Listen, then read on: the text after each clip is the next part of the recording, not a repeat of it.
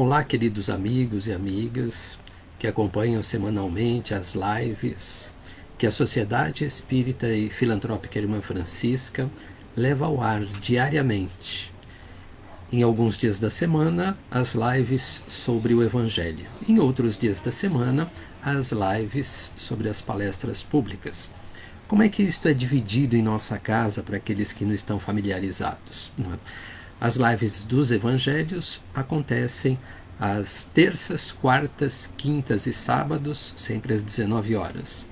As lives das palestras públicas acontecem nas segundas-feiras às 20 horas, nas quintas-feiras às 14 horas, nas sextas-feiras às 19 horas e aos domingos às 10 horas da manhã.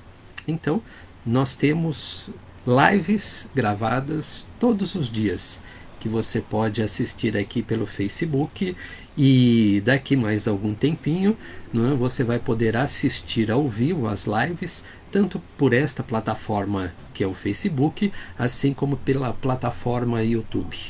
Tem algumas pessoas que preferem se utilizar do YouTube do que do Facebook. Então, a casa vai começar alguns testes dentro de algum tempo, utilizando a gravação das lives online nas duas palestras simultaneamente, nas duas plataformas simultaneamente. Então fiquem atentos que os dirigentes desse trabalho vão estar avisando, ou nós mesmos, os expositores. A todos vocês que estão entrando aqui, que eu estou vendo no chat, sejam bem-vindos a este nosso encontro semanal. Que possamos nos preparar então, e nesta preparação, por favor, recordo a todos da água, extremamente importante para que a espiritualidade possa fluidificá-la durante aqui a nossa realização do Evangelho. Então, copinho com água, jarro com água, garrafinha com água, qualquer que seja ele, importante para a fluidificação. E vamos então ao nosso preparo para que a gente possa estabelecer a nossa ligação com os planos mais elevados da vida. Que possamos inspirar e expirar calma, suave, profundamente, sorvendo o fluido cósmico universal à nossa disposição neste ambiente onde nos encontramos, eu aqui, cada um de vocês nos vossos lares, e que possamos então ampliar as nossas potencialidades a fim de nos entrelaçarmos vibratoriamente com os bondosos amigos espirituais que dirigem o trabalho do Evangelho em nosso centro, Irmã Francisca, a fim de que eles possam, nos encontrando receptivos na mente e no coração, poderem atuar de forma positiva e nos auxiliarem na assimilação do Evangelho desta noite. E assim abertos, possamos permitir que Jesus, através dos seus ensinamentos, possa reinar dentro de nós mesmos, possa estar em nosso lar, derramando sobre ele a sua luz, as suas bênçãos, o seu amor. E que possam também ser envolvidos aqueles espíritos desencarnados que a espiritualidade sempre traz no ambiente onde o Evangelho é realizado, a fim de que estes companheirinhos também possam usufruir destes ensinamentos que os auxiliarão na sua caminhada no mundo espiritual. Por tudo, Senhor Jesus, nós vos agradecemos também nesta noite. Que assim seja.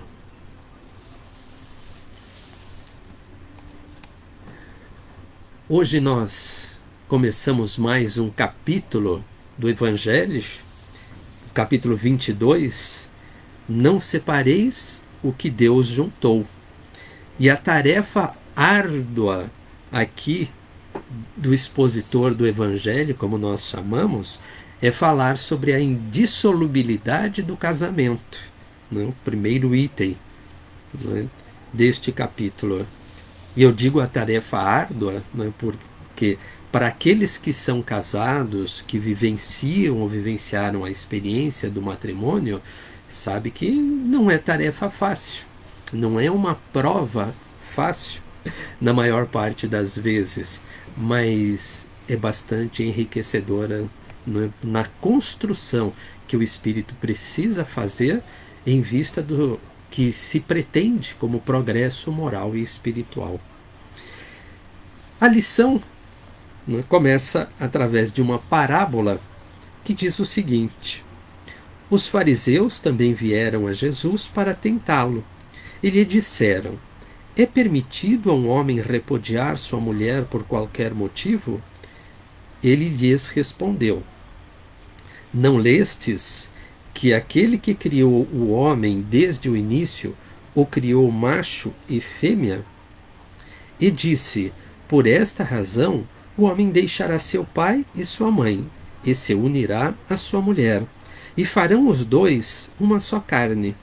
Assim, eles não serão mais dois, e sim uma só carne. Que o homem, pois, não separe o que Deus uniu. Esta passagem está no Evangelho de Mateus. Ela continua aqui ainda, mas aqui nós vamos trazer só este primeiro parágrafo da parábola. Vamos deixar o segundo parágrafo para a semana que vem. Tá? Então, o que será que, né, Jesus quer trazer para nós aqui? Como é que fica, né, o macho e a fêmea? Como é que fica, né, a união do homem com a mulher? Como é que fica essa questão da insolubilidade, da não separação daquilo que Deus uniu? Não é? Qual é o entendimento que nós precisamos ter a respeito desta fala de Jesus? E quantas vezes, pelo entendimento equivocado dos ensinamentos de Jesus, nós carregamos, não é, aqui nos ombros, culpas enormes, que às vezes inviabilizam o nosso progresso na reencarnação. Então, nós precisamos aclarar o nosso entendimento sobre a fala de Jesus.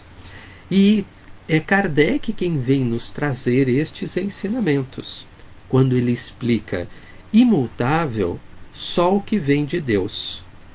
Tudo que é obra dos homens está sujeito à mudança. Então, o casamento, não é, pelo seu aspecto divino, e nós precisamos compreender o que é isto, não é, é imutável. Não é? Mas o casamento, que é uma construção, um arranjo dos homens, no qual Deus não entra, não é, neste arranjo, assim, está sujeito a mudanças. Agora, então, fica para mim, não é, como é que eu vou entender este negócio? O que é da parte de Deus e o que é da parte dos homens? Não é, para saber, não é, o que é imutável e o que é que está sujeito a mudanças. As leis da natureza, continua Kardec, não é, são as mesmas em todos os tempos e em todos os países. Veja, as leis da natureza, elas são as mesmas em todos os tempos. Na época dos dinossauros e hoje, no século XXI. Não teve diferença. Ou não tem diferença. Não é? E ela vige, ela abrange todo o planeta. Não é só para nós aqui no Brasil. As leis humanas mudam segundo os tempos, os lugares e progresso da inteligência. No casamento, o que é de ordem divina é a união conjugal para operar a renovação dos seres que morrem. Então, né, o que é de ordem divina, né, nesta união conjugal? A afeição que envolve os dois espíritos dos cônjuges. Não é? A afeição é de ordem divina. A afeição é uma construção que nós fazemos no bem. Não é uma tarefa fácil, não é, nós construirmos laços de afeição, de bem-querer, de admiração, de respeito, de lealdade por um outro espírito. Não é? E o casamento e o matrimônio pressupõem a construção de todas estas virtudes. E estas virtudes, elas são de ordem divina. Então, não é? Como diz aqui, imutável sol que vem de Deus. Então, muito provavelmente, o casamento ele consegue ser indissolúvel quando está embasado nas virtudes e na afeição recíproca de ambos os cônjuges. Não é? Aí, efetivamente, não é mais fácil de nós começarmos a entender o que é indissolúvel, imutável, não é? E o que pode ser, não é? Modificado no decorrer do tempo. Não é? Diz o Kardec aqui, na união conjugal, ao lado da lei divina material, comum a todos os seres vivos. Então, o que é essa lei divina material comum a todos os seres? Não é? A atração física que existe, não é? De um espírito pelo outro espírito. Não é? Quando nós nos conhecemos, não é? O que nos vincula muitas vezes inicialmente é a atração física. Se a gente não traz de outras existências a construção da afeição. E aí depois, com a convivência, nós teremos então a oportunidade de construir os laços de afeição. Mas precisamos de alguns outros recursos para sustentar essa afeição, não é isso? E aí, não é que entram então a admiração, que entram o respeito, que entram a lealdade, não é? Construções que eu já preciso ter feito para que elas possam, não é, me auxiliar no trabalho de construir os laços de afeição. Então, eu preciso ter em mente, não é, estas particularidades, não é, que Kardec está nos orientando aqui. Diz ele, Deus quis que os seres vivos se unissem não somente pelos laços da carne, mas pelos da alma, a fim de que a afeição mútua dos esposos fosse transmitida aos seus filhos e que eles fossem dois, ao invés de um, a amá-los e cuidar deles e fazê-los progredir. Não é? Então, nós só conseguiremos ser dois em um, não é? Marido e mulher, não é? Com objetivos semelhantes, não é? Com participação semelhante nas responsabilidades do casamento, somente assim é que a gente vai poder, não é, transmitir, não é, aos nossos filhos, pelo nosso exemplo, quão é importante, não é, o trabalho, é a divisão, é a renúncia que muitas vezes envolve o matrimônio, não é, a vida conjugal. Diz o Kardec ainda, nas condições normais de um casamento, é a lei do amor levada em consideração? Ele faz esta pergunta, olha só. Nas condições normais de um casamento, é a lei do amor levada em consideração? E olha a resposta que ele dá, não é? De forma alguma. O que se procura não é a afeição entre dois seres atraídos por um sentimento mútuo, pois frequentemente esta afeição é rompida, não é? Se separam. Nem se procura a satisfação do coração, mas a do orgulho, da vaidade, da cupidez, em uma palavra, de todos os interesses materiais. Vejam só. Então, não é? A espiritualidade já nos diz aqui que a maior parte dos casamentos, elas não acontecem aqui, não é, nas condições normais, pela lei do amor, que é o que deveria, não é, ser a base, a estrutura, não é, da união de dois seres. E como isto, não é, e se isto não acontece, como é que vai, não é, se desenrolar o casamento no decorrer do tempo. Não é?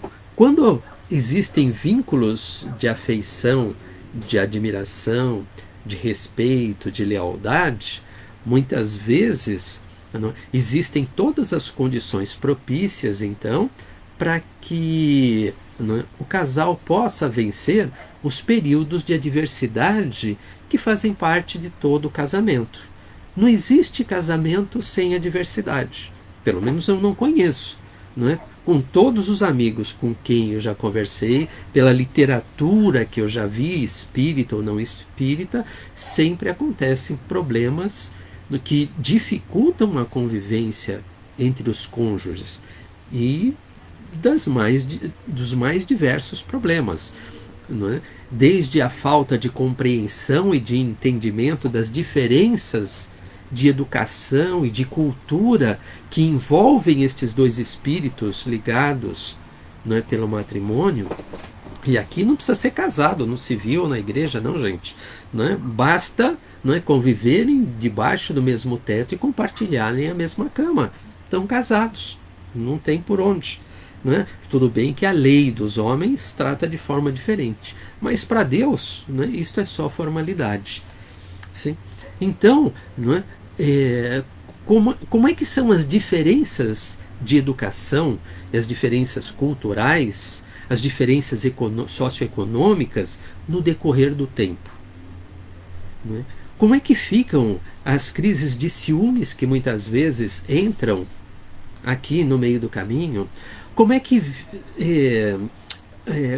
o casal consegue superar a dificuldade da perda do emprego, às vezes de um dos cônjuges, às vezes dos dois cônjuges, a dificuldade financeira, só para falar algumas delas, né, das dificuldades enfrentadas por muitos de nós durante, né, o casamento.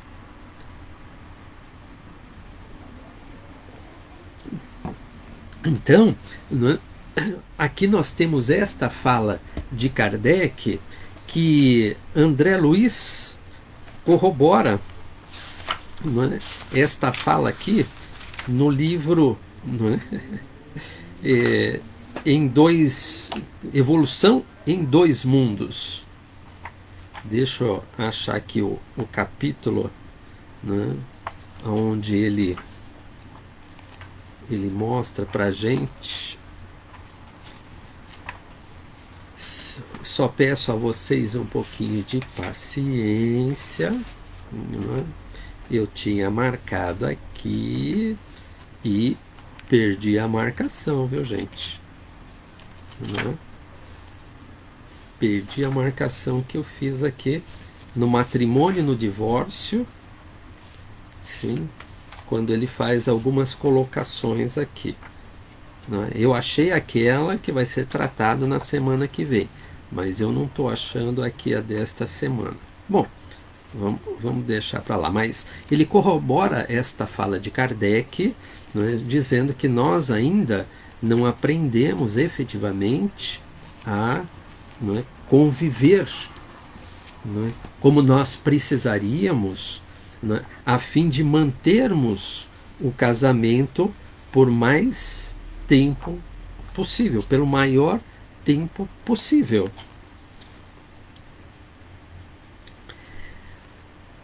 Olha só, no livro Nosso Lar, o André Luiz, né, também diz o seguinte: ele seleciona ou ele identifica, né, 4 tipos de casamento.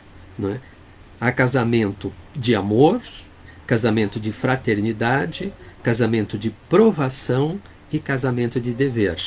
Não é? Então nós podemos sim, né, ter casamentos de provação e casamentos de expiação. Não é? Como ele diz aqui, não é? O matrimônio espiritual realiza-se alma com alma, representando os demais simples conciliações indispensáveis à solução de necessidades ou processos retificadores, embora todos sejam sagrados. Então, só, não é, o casamento, não é, de amor verdadeiramente, né, pode ser considerado este espiritual aqui de alma com alma. Sim? Mas o que ele diz aqui? Na fase atual evolutiva, não é, do planeta, existem na esfera carnal uniões de almas gêmeas, reduzidos matrimônios de almas irmãs e afins. A esmagadora porcentagem de ligações de resgate são de ligações de resgate. O maior número de casais humanos é constituído de verdadeiros forçados sob algemas. Não é? Então, a grande maioria de nós precisa resgatar as suas dívidas em relação aos companheiros de outras reencarnações. Por isso, a grande maioria dos casamentos são de prova ou são de expiação, onde se vive efetivamente uma série de dificuldades. Agora, vocês podem estar se perguntando, né? E aí, o que eu preciso fazer, não é, para que eu possa, não é, vivenciar um casamento duradouro, um casamento perene, não é isso? Um casamento em que eu possa respeitar o meu planejamento reencarnatório, não é? E neste momento é extremamente importante que a gente, nós espíritas, que nós já temos conhecimento do que é o planejamento reencarnatório, que a gente possa pensar que o compromisso ou o dever, não é, do casamento, ele está definido por nós, não é, com o amparo da espiritualidade, no nosso planejamento reencarnatório. Então, eu preciso, quando eu chegar na idade de pensar em casamento, eu preciso efetivamente me relacionar mais proximamente, com mais afinidade com a espiritualidade, para eu poder perceber se no meu planejamento reencarnatório está definido o compromisso do casamento ou o celibato. Assim, muitos de nós reencarnam aqui sem o compromisso do casamento. Tá? Nós reencarnamos com compromissos diferentes. Né? E às vezes o compromisso, efetivamente, é com outras responsabilidades. Nós vamos tomar conta de uma empresa, vamos tomar conta, né, de uma casa espírita, vamos tomar conta de um grupo de crianças ou de jovens, vamos fazer alguma coisa onde nós canalizamos a nossa energia co-criadora, né, para cumprirmos com esse dever. Né? Se a gente tem um pouquinho de dúvida, né, é só a gente dar uma olhadinha no livro Os Mensageiros, né, de André Luiz também, psicografia do Chico. No capítulo 7 tem a lição da queda de Otávio. Não é? Nos capítulos 7, 8, 9 e 10, não é? O André Luiz relata as situações de médiums, não é? Que vieram com o compromisso da mediunidade e que faliram neste compromisso. Não é? Não por conta do casamento necessariamente, tá? Mas, não é? Que faliram na mediunidade. A queda de Otávio, Otávio especificamente, não é? Ele trouxe na sua reencarnação o compromisso, não é, com 6 espíritos que ele receberia na condição de irmãos após o desencarne do pai, da mãe e da madrasta. Não é? Então ele, jovem ainda, não é, assumiria este compromisso. Não é? Já veio com um compromisso no planejamento reencarnatório da mediunidade. Não é? E veio também com o compromisso do celibato para que ele pudesse estar assumindo, não é, a responsabilidade de cuidar desses 6 espíritos. Não é?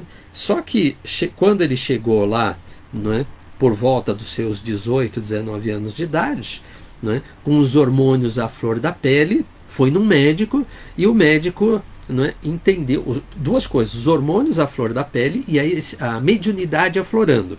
As duas coisas, não é? Aí já estava pensando que estava ficando maluco, foi no médico e o médico recomendou para ele as experiências no campo da sexualidade. não é?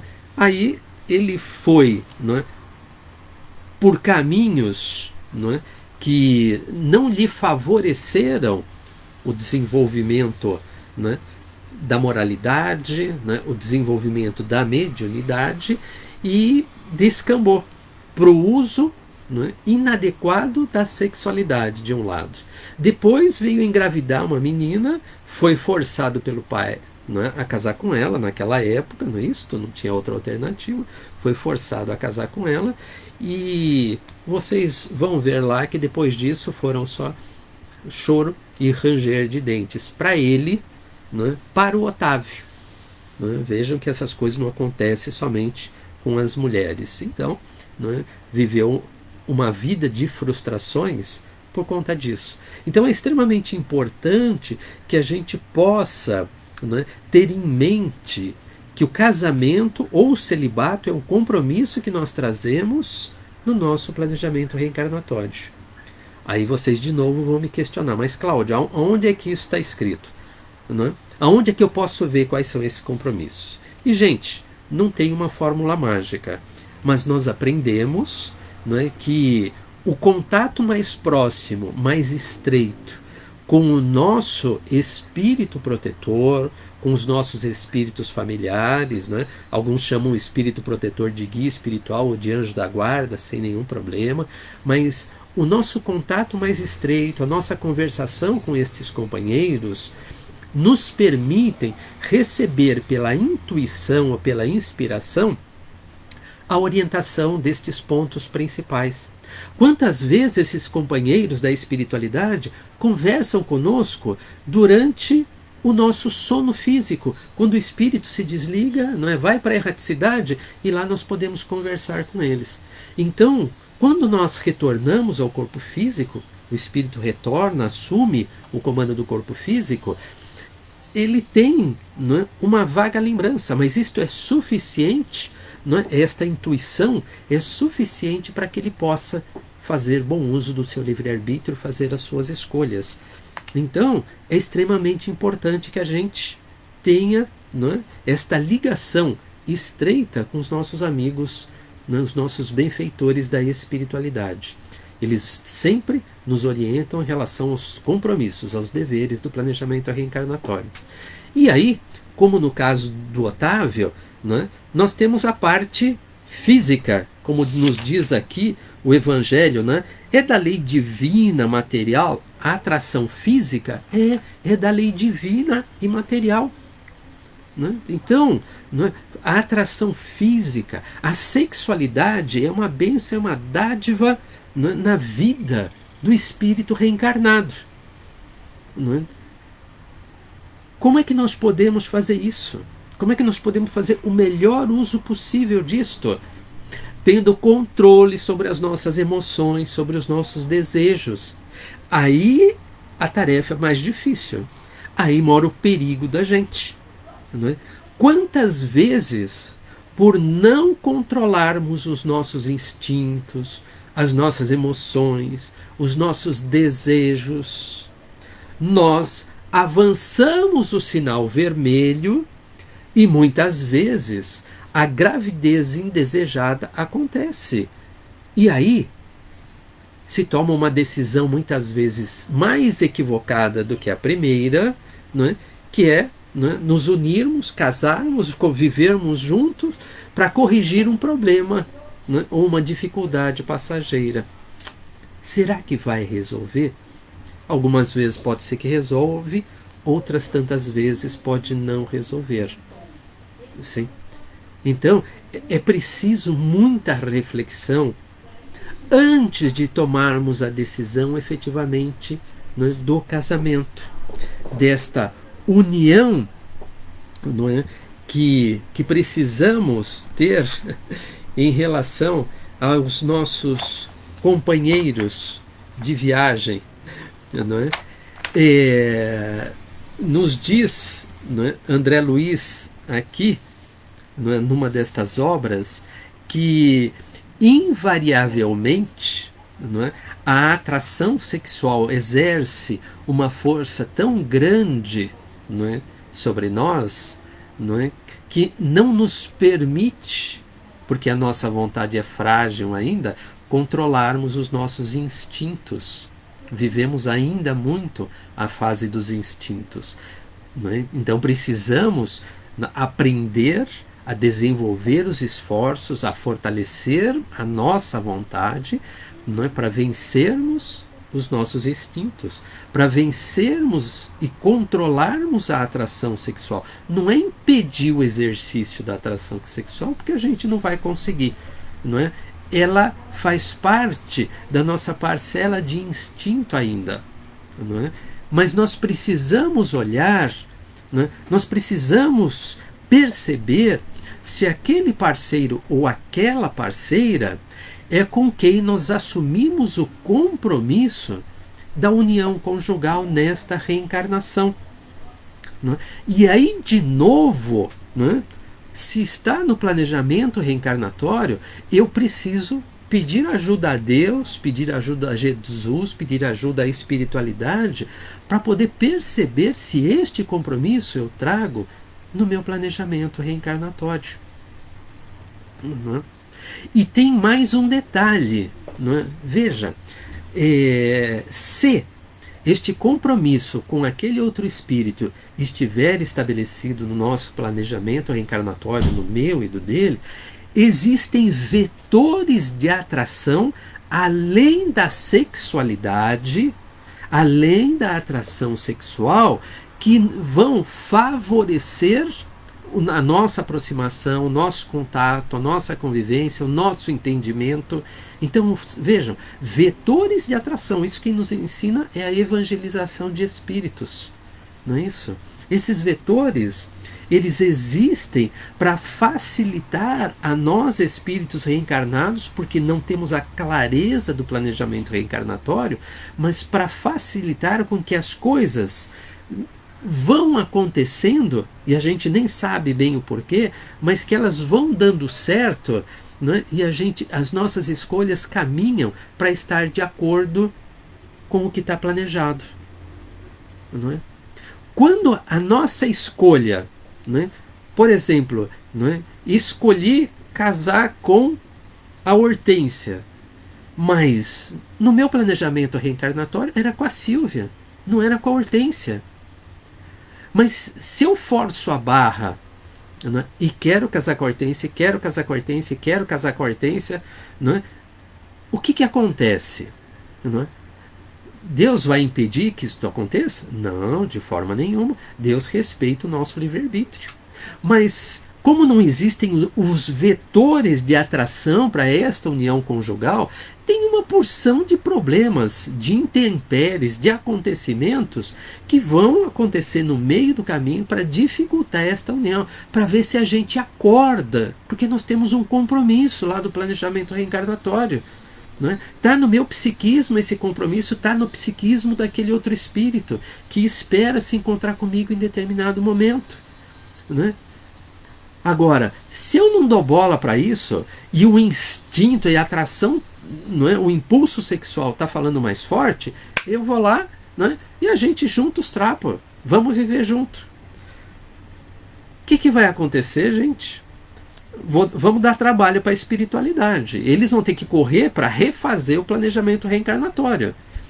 Só que aí, pode ser que não dê para fazer com todas aquelas condições favoráveis que a gente tem quando nós ainda estamos na erraticidade, lá na colônia espiritual, fazendo o planejamento, olhando todas as circunstâncias, vendo tudo que pode acontecer da misericórdia divina a nosso benefício para favorecer aquela união. Muitas vezes só temos por aquela pessoa a atração física, não temos a afeição.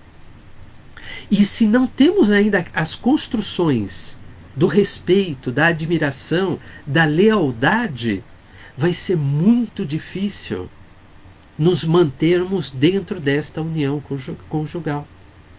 Então, nós precisamos estar atentos, porque se mesmo com o planejamento, aliás, o casamento estando no planejamento reencarnatório, a, a, o casamento ele é de provação ou de expiação, onde a gente vem, não é, renunciar a muita coisa que a gente poderia estar vivendo para poder, não é, ajudar aquele outro espírito e ressarcirmos os nossos débitos em relação a ele, em relação às leis divinas, o que dirá numa união conjugal não planejada? Fica muito, muito mais difícil. Mas vamos nos desesperar por conta disso? Não, logicamente que não. Não é? Por isso é que existe a misericórdia de Deus. Não é? Por isso que existe toda a espiritualidade que vai fazer tudo o que é possível para nos auxiliar nesta nova união conjugal. Mas podem ter certeza, o compromisso assumido inicialmente, ele é adiado. Vai precisar de uma outra reencarnação. Ou, eventualmente, né, o que pode muitas vezes acontecer? Depois de algum tempo, né, dias, meses, anos, a gente encontra aquele espírito com quem a gente trouxe o compromisso. E aí? O que fazer numa situação dessas? Vejam, não é? Nós já estamos comprometidos com alguém, não é? Num compromisso, não é, em que não estava no nosso planejamento reencarnatório. Aí encontramos aquela pessoa. Né, aquela pessoa com quem nós assumimos o compromisso. Aí nós estamos no meio de um imbróglio.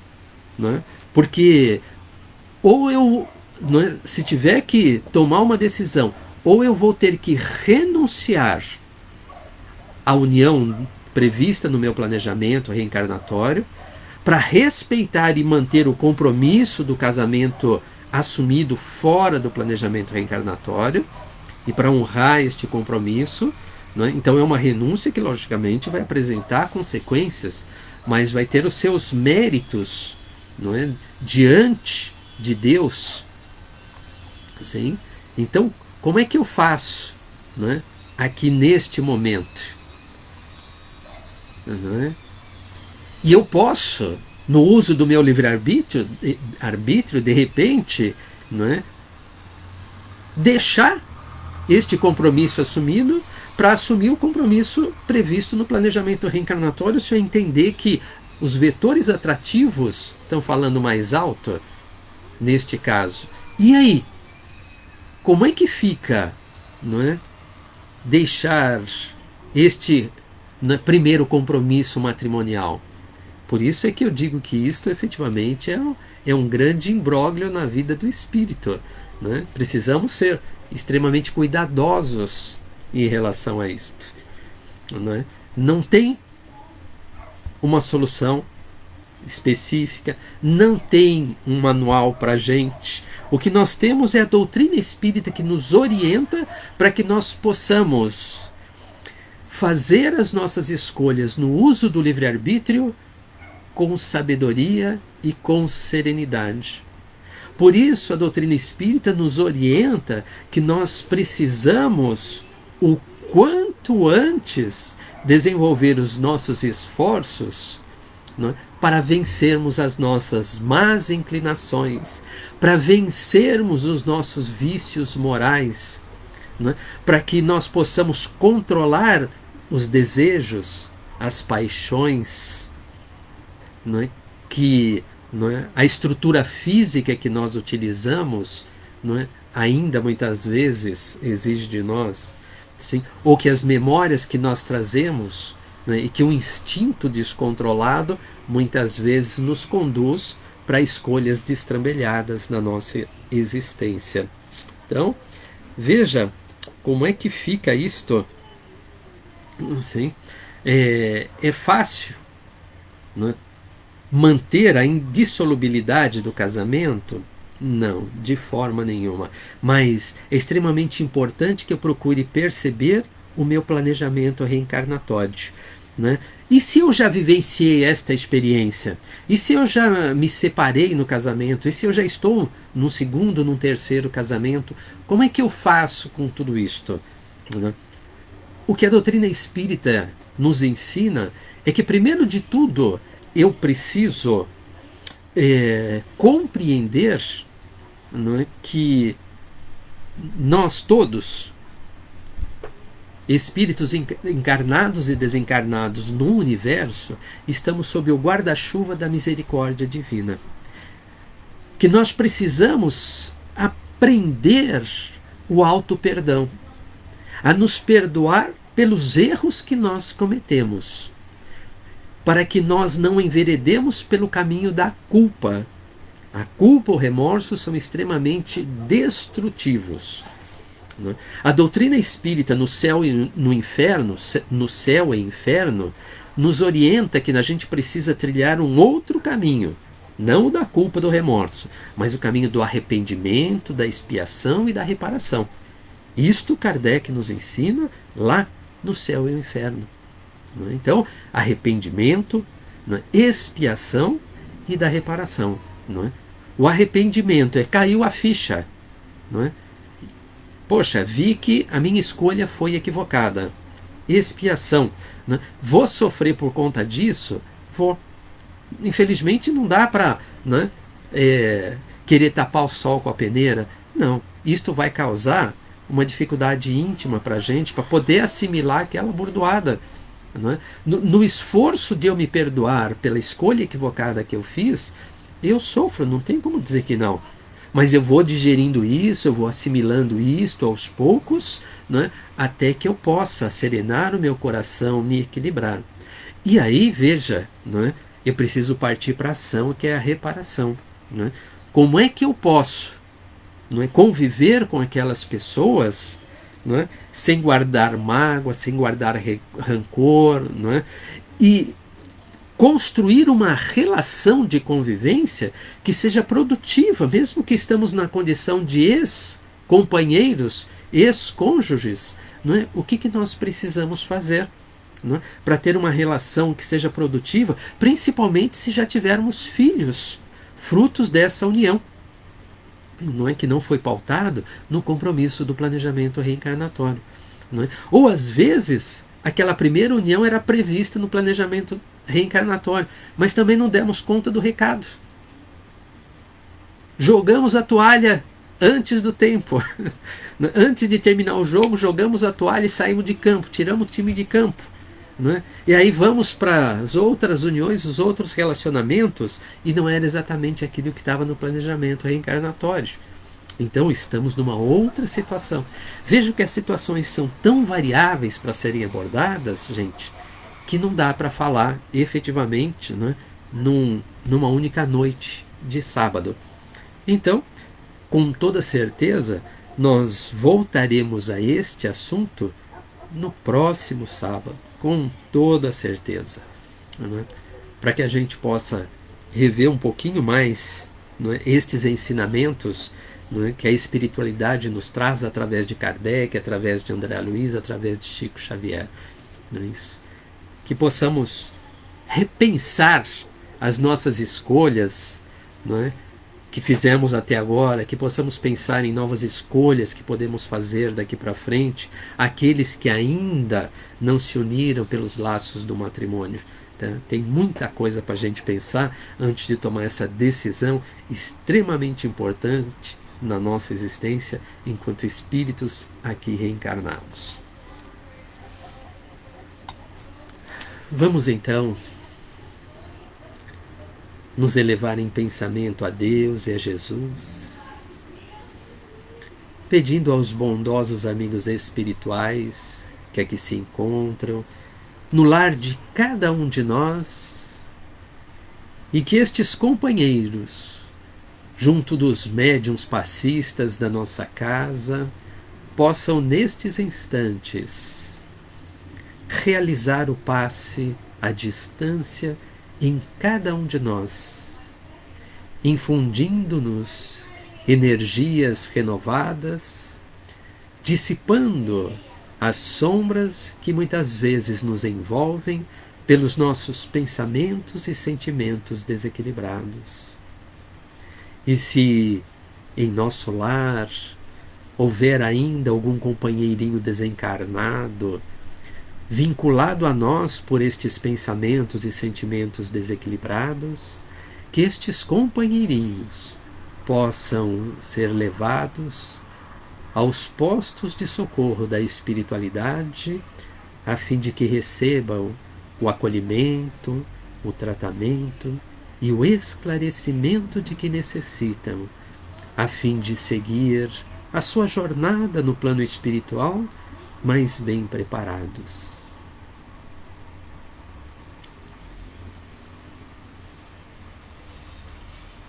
Renovados em nossas energias, com o coração transbordando de alegria,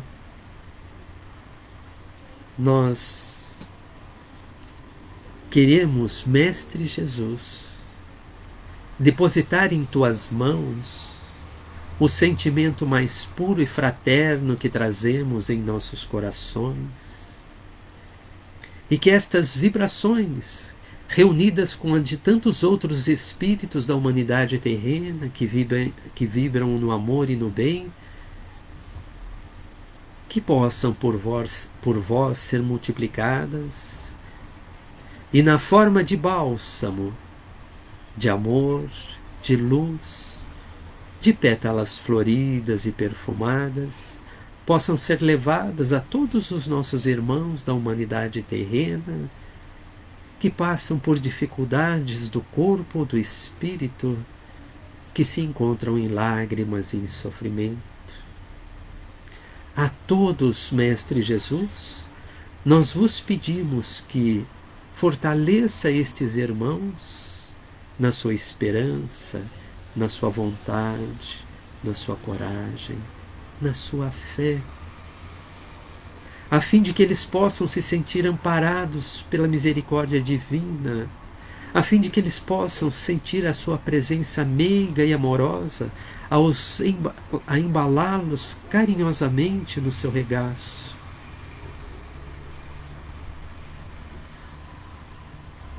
A sentir, Mestre Jesus,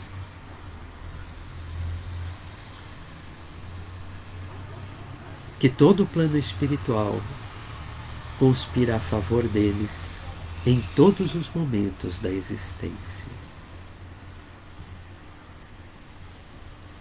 Queremos também, Senhor, vos agradecer pelas bênçãos dos ensinamentos que o teu Evangelho nos proporciona em cada uma das suas linhas, em cada um dos pensamentos que os Espíritos nos traduzem das tuas palavras, quando aqui estivestes entre nós, vestido na veste carnal.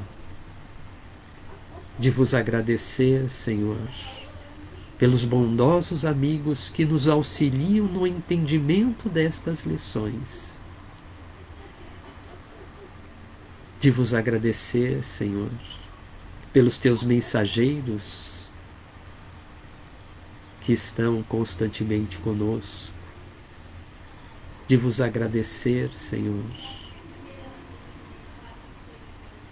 pela companhia de bondosos amigos encarnados, de companheiros de jornada, que não nos permitem desanimar diante das dificuldades, de agradecermos a Deus pela vida, pelo corpo perfeito,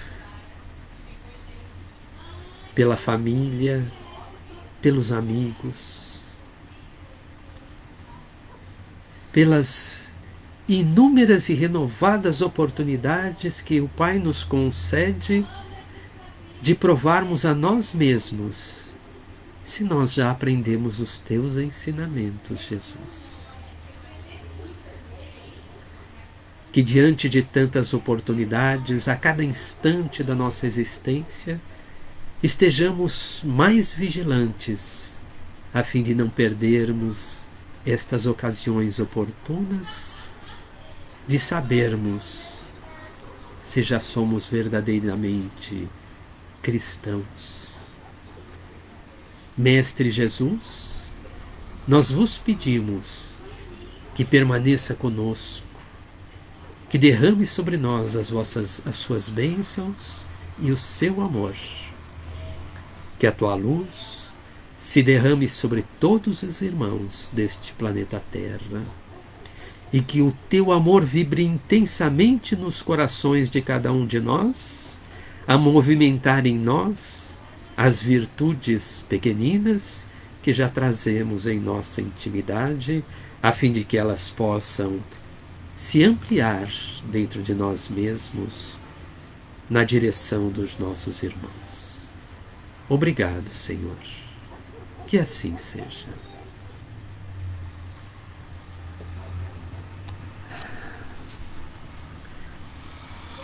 Queridos amigos e amigas, que bom poder compartilhar da companhia de vocês em mais esta noite, em mais este sábado. Que possamos estar juntos diante deste mesmo compromisso na semana que vem. Sim. Muito obrigado pelo carinho, pela atenção e pelas vibrações de vocês. E que possam ter um excelente final de semana na companhia de Jesus e dos seus familiares. Até o próximo sábado. Muito obrigado a todos.